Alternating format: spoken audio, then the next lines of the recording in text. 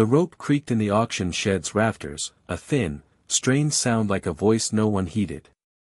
Lanterns cast trembling light on plank walls, and the air hung heavy with old wood, horse sweat, and spilled whiskey.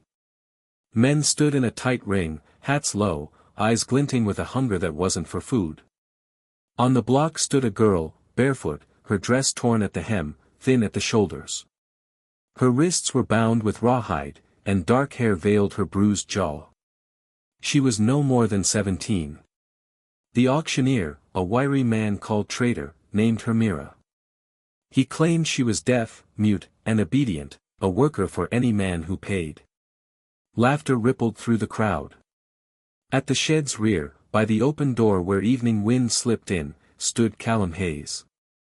48, broad-shouldered, weathered by sun and solitude, his black beard was streaked with gray, a scar stitching his jaw.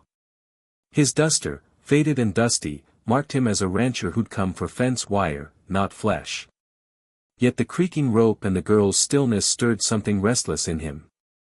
Beside Trader stood Letty Pike, early 60s, her sharp face framed by a severe black dress.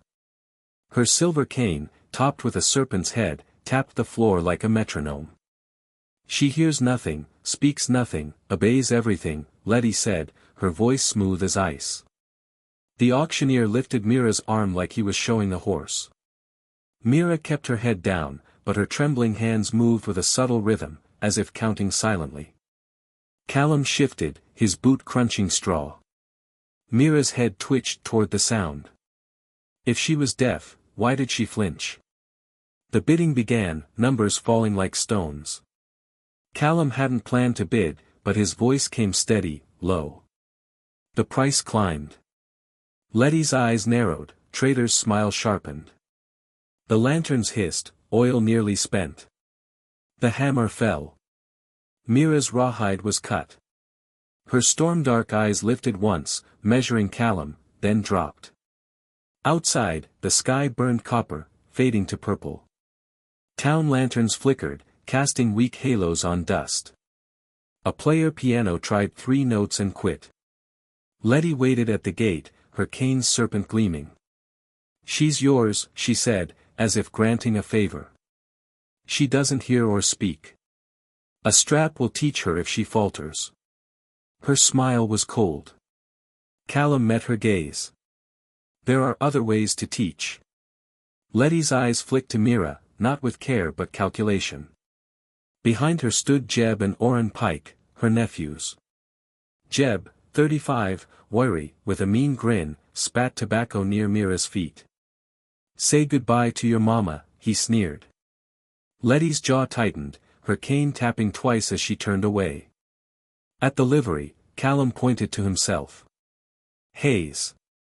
Callum Hayes." Mira touched her chest. "Mira." He offered water from the trough, she drank neatly, then stilled, her head tilting toward a faint spur jingle in the alley. She wasn't deaf. Callum's certainty grew. Letty's cane clicked behind them. "Gentlemen return what doesn't fit," she said. "She's not a boot," Callum replied. Mira's hands trembled.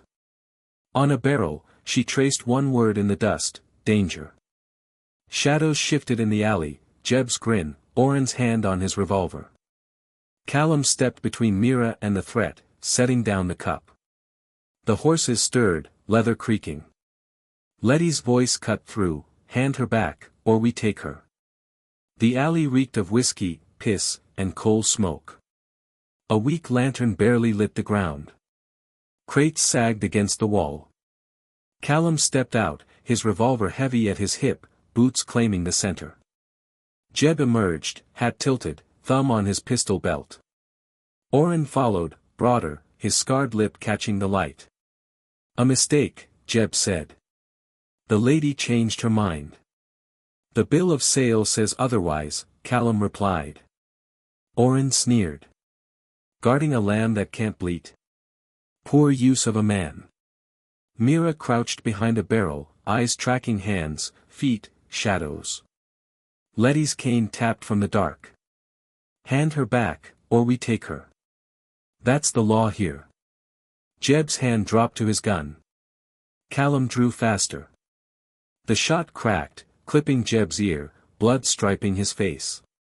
Mira threw grit in Oren's eyes. He fired blindly, splintering a post. Callum shoved her deeper behind the barrel and fired again. Oren's gun spun into the dirt. "Bring the sheriff," Letty said, calm as if ordering tea. Oren spat grit. "He's playing cards with you, Aunt Letty." "Exactly," she replied. Mira tugged Callum's sleeve, her lips barely forming words, "They'll kill you." Her faint voice broke the lie, she wasn't deaf. Callum took her hand. "We run." They burst onto the main street, lanterns swinging under the saloon awning. A piano clanged once. Callum lifted Mira onto his gelding, swung up behind her, and spurred hard. Hooves pounded. Pursuit thundered behind, Jeb, Oren, and two others, one with a silver badge glinting in the moonlight. Bullets snapped. One tore Callum's hat, another splintered a post. Mira flinched but held steady. Callum shielded her as they dropped into the arroyo, a dry riverbed twisting through clay walls. Mira pointed to a narrow split choked with mesquite. Callum pulled the reins, branches clawing his duster. The pursuers overshot, their shouts fading. Then a shot rang out. The horse screamed, stumbled, its shoulder buckling. Callum threw Mira clear as they crashed. Dust choked his throat. Pain seared his arm and side, blood darkening his sleeve. Mira pulled him to the wall, her hands steady despite their tremble.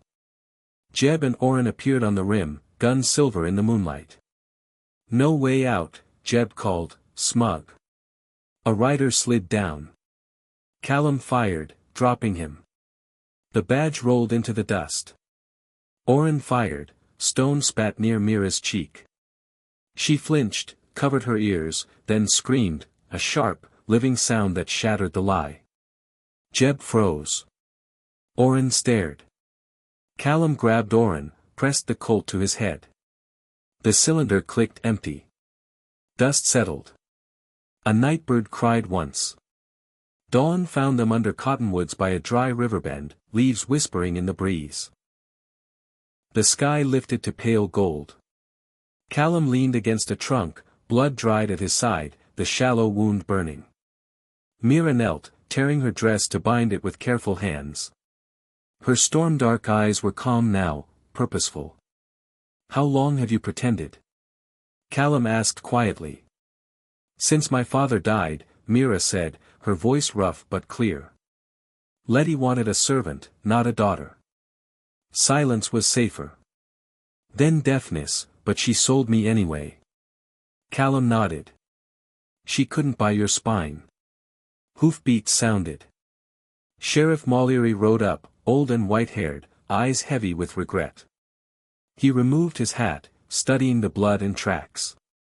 "I heard there was trouble." "And who brought it?" He replaced his hat. "The law says people aren't property. Letty's leaving town. She won't find welcome here again." "Because of justice?" Callum asked. "Because of mourning," the sheriff said. "Sometimes that's all that reminds men of the law." He looked at Mira.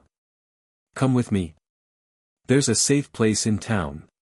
Mira stood, gazing east where the day broke. "I want to work," she said.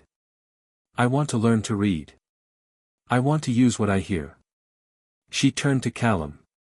"Is there work at your ranch?" "A book?" "There's work," Callum said. "There's a book. An offense that sings in the wind. You'll hear it." They walked the long road to his ranch. By noon, they reached it, a lonely place, less so now. Callum buried the horse behind the barn, setting a post and stone. Mira stood by the grave, hands quiet, listening to something distant and approaching. That night, the kitchen lantern burned steady. Mira sat with a tattered primer, tracing letters, shaping sounds, some broken, some whole. Callum watched from the doorway. The wind sang through the cottonwoods. "If you were still with Letty," he asked, what would you do? I'd run, Mira said, not looking up. Then I'd speak. Sometimes that's the whole war, Callum said. The lantern held its promise. Outside, the night was clear.